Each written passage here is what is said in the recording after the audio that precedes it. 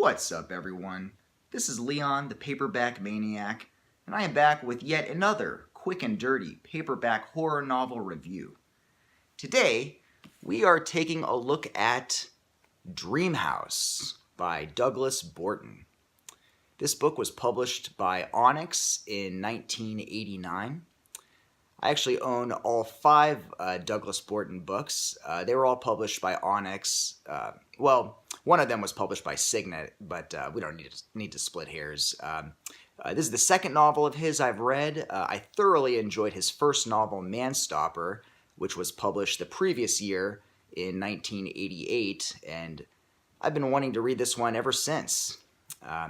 So I am going to break with tradition here and not read the back cover synopsis just because I didn't really care for it. But I'll try my best to kind of describe the plot to you guys.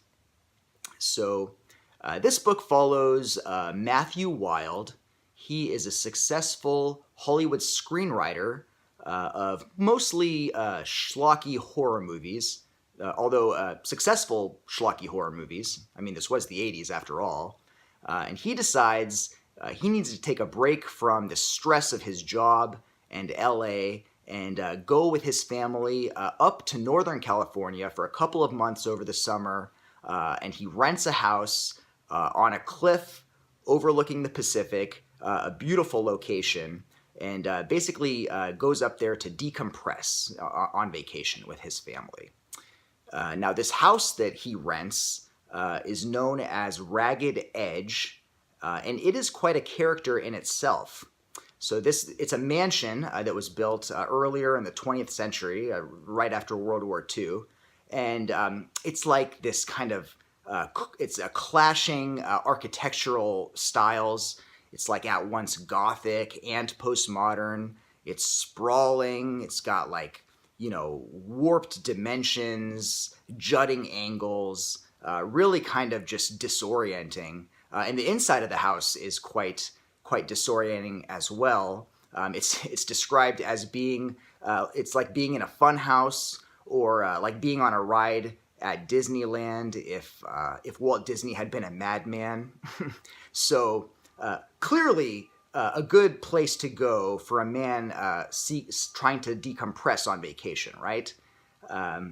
Now, this house was built by an architect named Cranston Collier, who we learn had designed this house specifically in the ideal kind of architectural design that would enable it to contain the life force of a recently deceased person so that life force would not sort of dissipate into non-existence. Basically, he designed this house so that he would be able to die there and his spirit, if you will, could stay in the house and not sort of fade away into non-existence.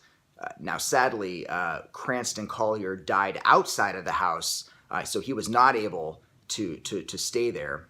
However, of course, when the Wilde family moves in over the summer, there are other spirits who are inhabiting the house. And what kind of spirits do you think those would be? Why, the malign spirits of murdered Native Americans, of course, who have been seeking reprieve in this mansion and have lost any semblance of their past selves and have just turned into these malevolent, hate-filled, supernatural entities that want to exact revenge on not only the whole town, but pretty much the entire, world for what has happened to them. And these beings basically, but they need humans to be in the house to act as tools for their revenge. And so they've been waiting patiently for a long time for a family to move in. And essentially what happens is at nighttime, when Matthew Wilde and his wife are sleeping, these spirits will come out of the floorboards, out of the walls, out of the ceilings, and quite creepily kind of converge on the sleeping form of Matthew and sort of hover over him and they tap into his subconscious.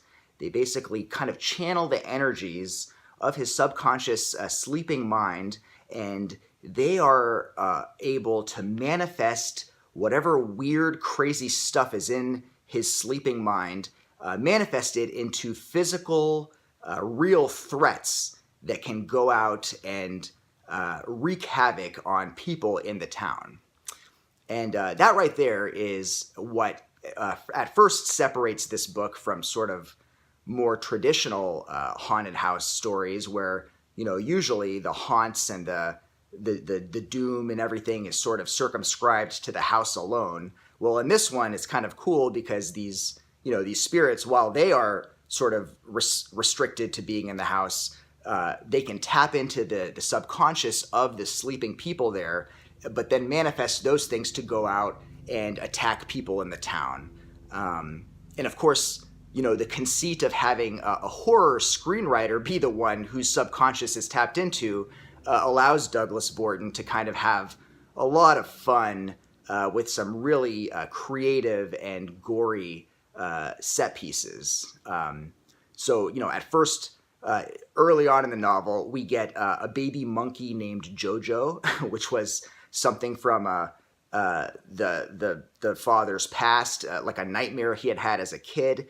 It manifests itself back in the house. It begins by shredding up an old Winnie the Pooh teddy bear of Matthew's daughter, and then it attacks his 9-year-old son. Pretty cool. We've also got a scene where a poor teenager in the town, after being completely humiliated by this girl for failing to perform sexually, he gets stranded out on the road by this callous girl, and he's thumbing a ride, and he gets picked up by a Porsche. He thinks he's in luck, but the Porsche turns out to be a supernatural car that goes about crushing him into, it crushes itself into a cube, graphically killing him. We've also got a couple in the town who have been trying to conceive a child unsuccessfully, who one night miraculously find a basket outside their doorstep at night, and there's a baby in there, and they think, oh my God, it's a miracle, and they unwrap the baby, but then sadly find out that the baby is really a winged demon from hell that goes about attacking it in a pretty tense and horrific scene. I could have done in that scene, though, without the mutilation of the silver Persian cat. That was kind of hard to read because I grew up with a silver Persian cat, an adorable cat, and yeah, I could have done without that cat being mutilated. And one of my favorite set pieces in the novel, we've got the aforementioned bitchy teenage girl, the one that had kind of humiliated that guy. She is at a full-service gas station. Back in the 80s, they still had full-service gas stations. And she looks up, and in the sky, she sees this twisting mass of flames kind of hovering there, like this ball of flames. And then she notices that this ball of flames starts plunging toward the earth, toward the gas station. And eventually it hits the service island, and it all erupts into this, torrent of flames. She runs away. She runs into the gas station, and this ball of fire, this cloud of fire, pursues her and sadly catches up with her as she's halfway out the window. She's trying to make her escape from inside the gas station.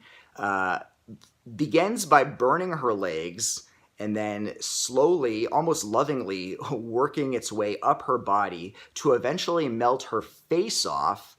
And the way Douglas Borton describes this, it's so gleefully described. I don't remember the exact words, but it's something like, her moisturized skin crackled like newspapers thrown into the fire on Christmas Eve, or something awesome like that. And then, her hair is like a nest of flames, which eventually burns down until she's bald. Her eyebrows are charred off. Just horrific and lovely, lovely details. Another one of my favorites, we've got a murderous cartoon version of the Three Little Pigs, who go about and attack people, one with an axe, one with some rope, and another with a shovel, I believe. Just really outlandish, kind of crazy, creative things. Just fantastic. So Douglas Borton, the author of this book, actually worked as a screenwriter in Hollywood at the time, and you can definitely tell because he has a very strong command of visual storytelling. And he was definitely not immune to the influences of the time. This book was published in '89. Probably written in '88 at the height of Freddy mania. Definitely some Nightmare on Elm Street influences. There's a scene where a killer goes into a bar and his fingers elongate into claws with these whirling drill heads extending from the fingertips.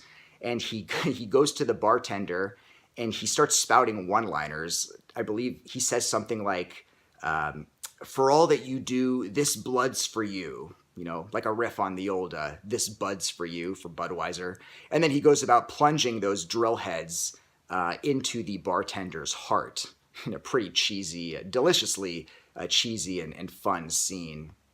But yeah, just a lot of fun here. Very creative. Douglas Borton, definitely solid writing. I would place this, he's certainly in like the top, probably after reading this and Manstopper, I'd place him in probably the top 10% of writers from this era. Definitely very good visual storytelling, strong descriptive prose. He's definitely up there with writers like John Shirley, Sean Costello, Ray Garton. So very entertaining in that regard.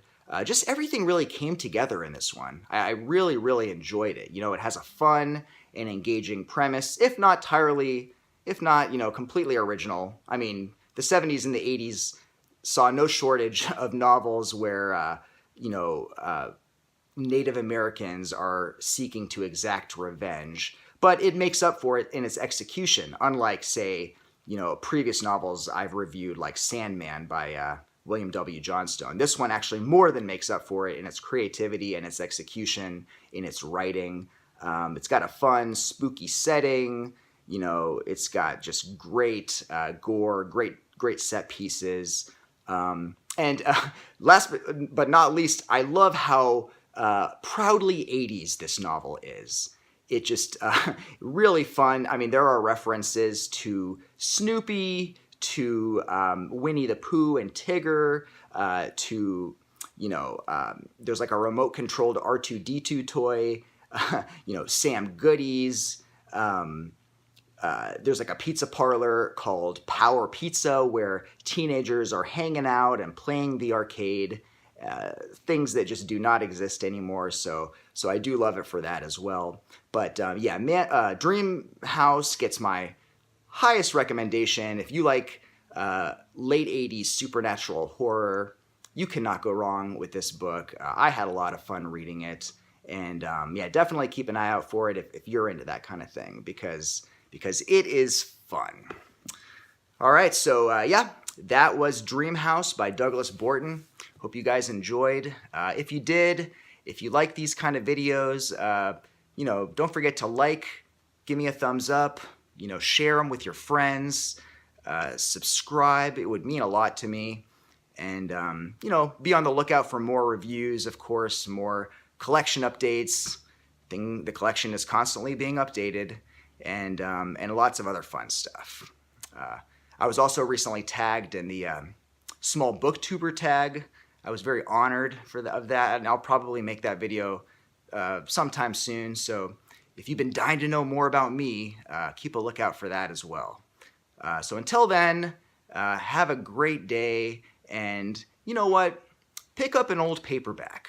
Do that for me. This is my PSA of the day. Find an old paperback, preferably something out of print, and give it some love, because old paperbacks, old books that are out of print, they need love too.